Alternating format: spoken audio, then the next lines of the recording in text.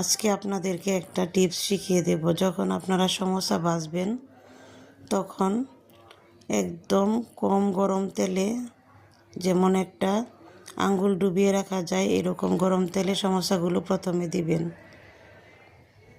তারপর আস্তে আস্তে যখন সমোসাটা একটু উপর থেকে শক্ত হয়ে যাবে তখন জাল মিডিয়াম করে দিবেন।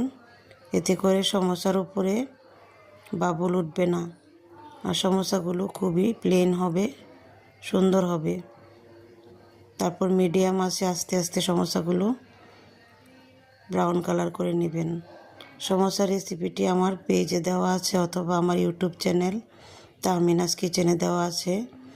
দুইভাবে আমি সমোসা রেসিপিটি আপনাদের কাছে শেয়ার করেছি। আপনারা চাইলে যেভাবে আপনাদের সহজ হয় সেইভাবেই সমোসা রেসিপিটি দেখে সমোসা বানিয়ে নিতে পারবেন।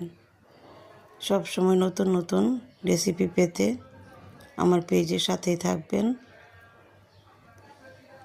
আমি চেষ্টা করব আপনাদের সাথে নতুন নতুন রেসিপি শেয়ার করতে। সবাই ভালো থাকবেন, সুস্থ থাকবেন। আল্লাহ হাফেজ।